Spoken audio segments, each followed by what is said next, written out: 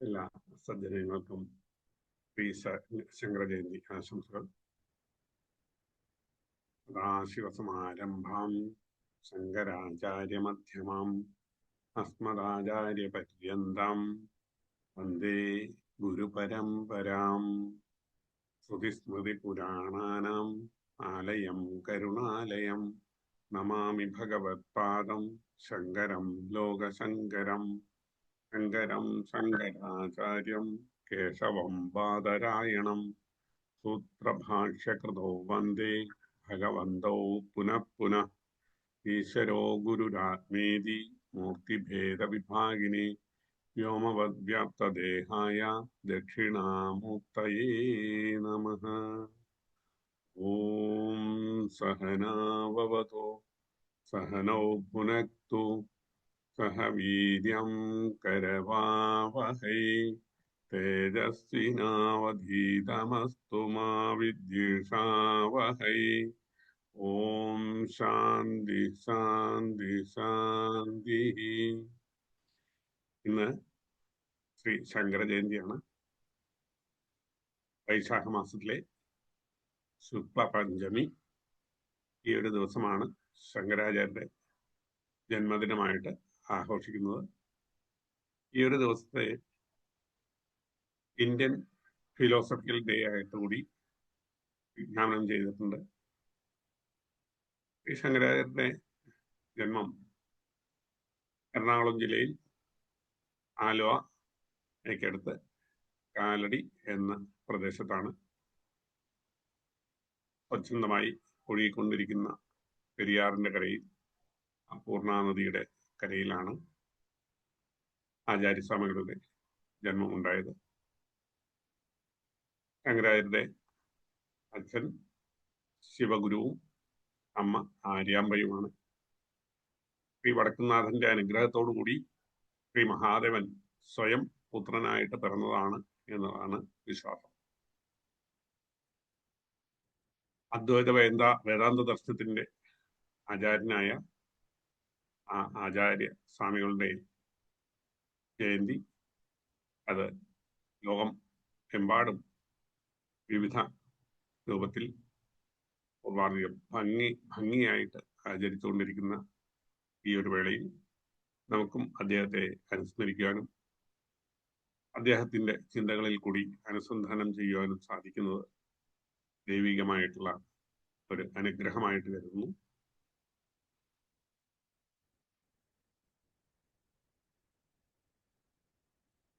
ഭാരതത്തിൽ ഉടനീളം വിശിഷ്യ ശ്രീ ശങ്കരാചാര്യ സംസ്കൃത സർവകലാശാലയിലും പെരുമ്പാവൂര് ശ്രീ ശങ്കര വിദ്യാപീഠം കോളേജിലും കാലടിയിലും എല്ലാം ഇന്നേ ദിവസം പ്രത്യേക പൂജകളും സമ്മേളനങ്ങളും എല്ലാം നടക്കുന്നുണ്ട്.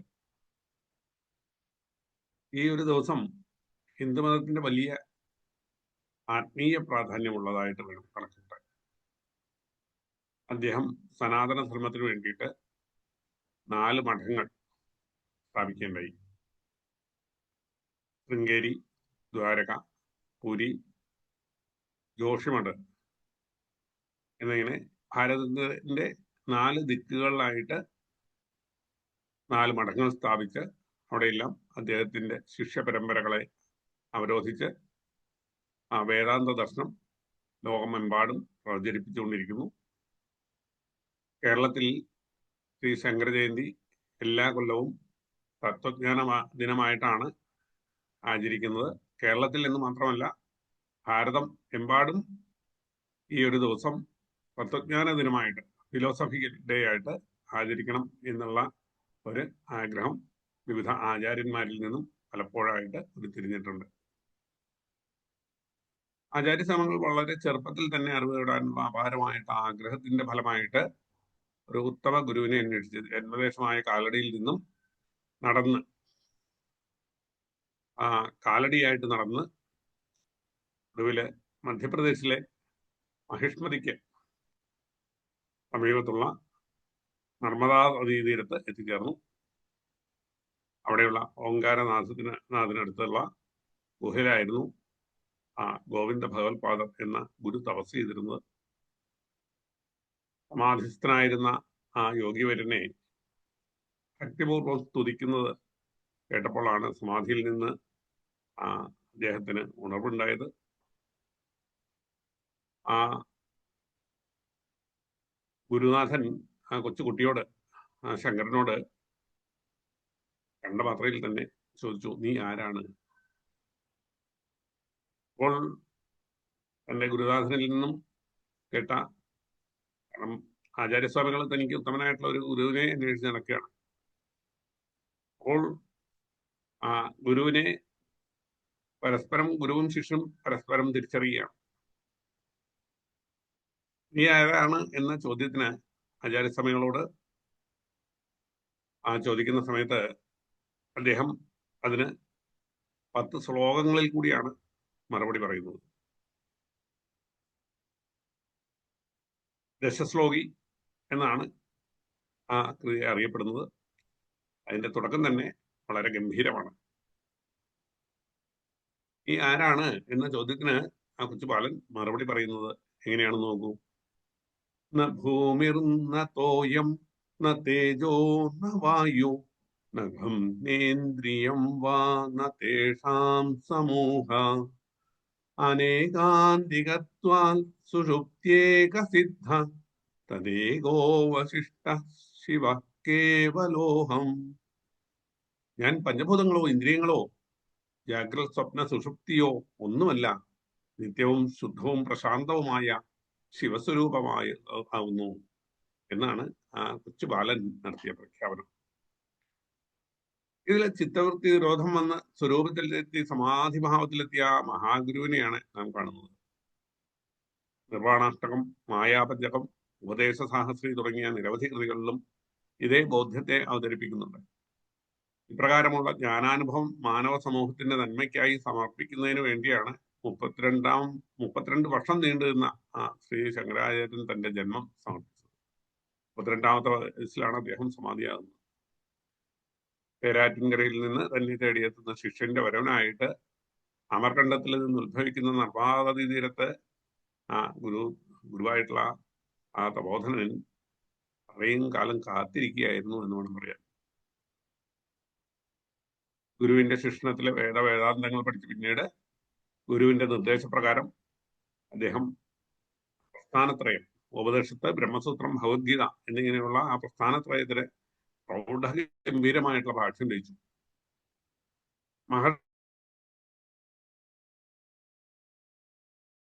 ശേഷം ഭാരതീയ ദാർശനിക സാഹിത്യ പൊതുവഴികൾ വെട്ടിത്തുറന്നത് ആചാര്യസ്വാമികളാണ് എന്ന് വേണം വിശ്വസിക്കാൻ. ഉപനിഷത്തുക്കളിലും ഭഗവത്ഗീതയിലും അടക്കം ചെയ്ത അറിവിനെ ജനങ്ങൾക്ക് മനസ്സിലാകുന്ന ശൈലിയിൽ അവതരിപ്പിച്ച്, അതുകൊണ്ടാണ് ശ്രീ നാരായണ ഗുരുദേവൻ ശങ്കരാചാര്യരെ സരളാദ്വയ ഭാഷകാരനായ ഗുരു എന്ന് വിശേഷിപ്പിച്ചിരിക്കുന്നത്.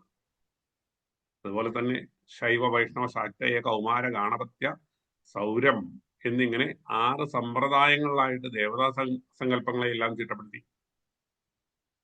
അദ്വൈത വിചാരത്തിന്റെ അടിസ്ഥാനത്തിൽ ഇതുമായി ബന്ധപ്പെട്ട ആചാരാനുഷ്ഠാനങ്ങൾ ചിട്ടപ്പെടുത്തി. അതിനൊക്കെ ഉപകരിക്കുന്നതായിട്ടുള്ള നിരവധി സ്തോത്രങ്ങൾ രചിച്ചു. ലിംഗാഷ്ടകം, ശിവാനന്ദ ലഹരി, ശിവപഞ്ചാക്ഷര സ്തോത്രം എന്നിവയെല്ലാം ശൈവ സമ്പ്രദായത്തില് ഊന്നൽ കൊടുത്തുകൊണ്ടുള്ളതാണ്.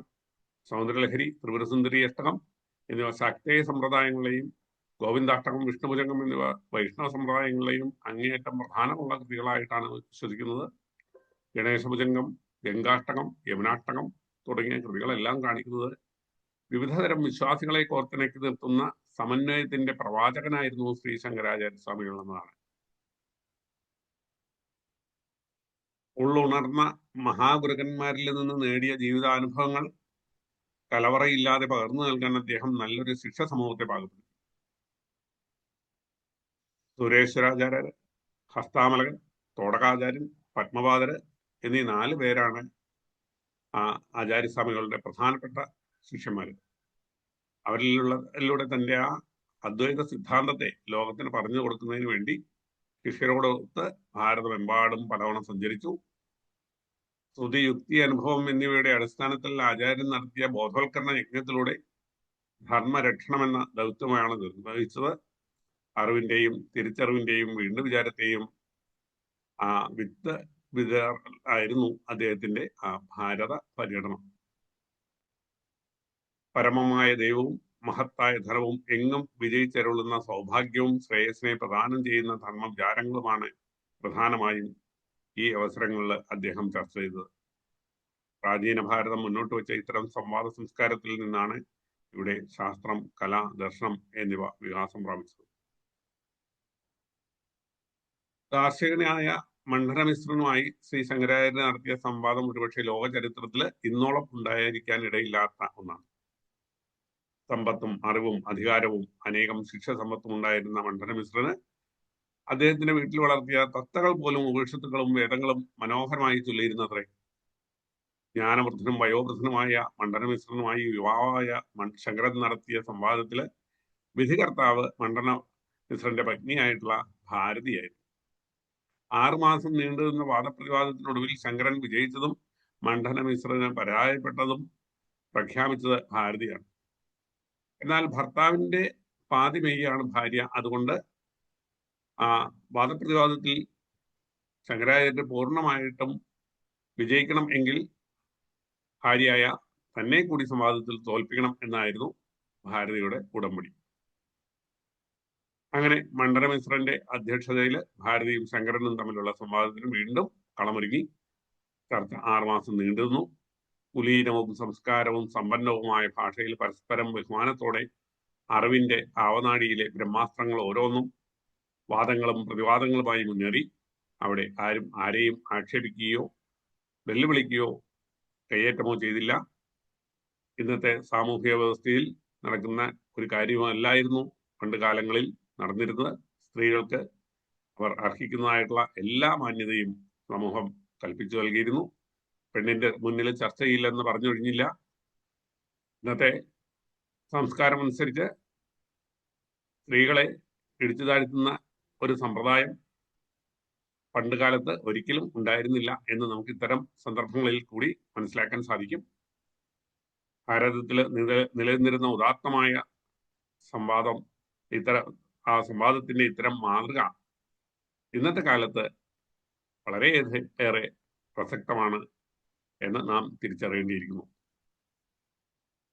ഇങ്ങനെ വിജ്ഞാനത്തിന്റെ ആഖ്യാനം, വ്യാഖ്യാനം, സംവാദം എന്നീ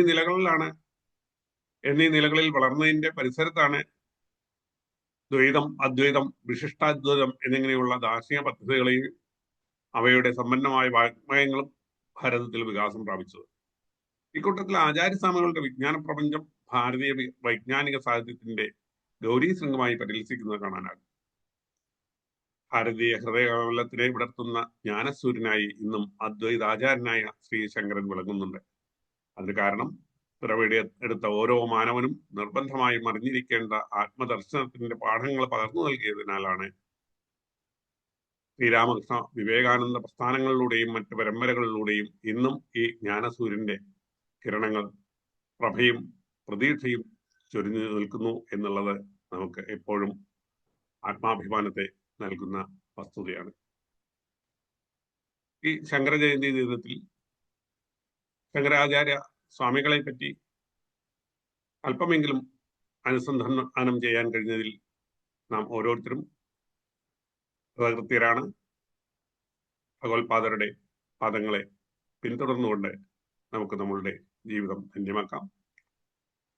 സർവേ സുഖിന സന്തു, സർവേ സന്തു നിരാമയാഃ, സർവേ ഭദ്രാണി പശ്യന്തു, മാ കശ്ചിത് ദുഃഖഭാഗ് ഭവേത്.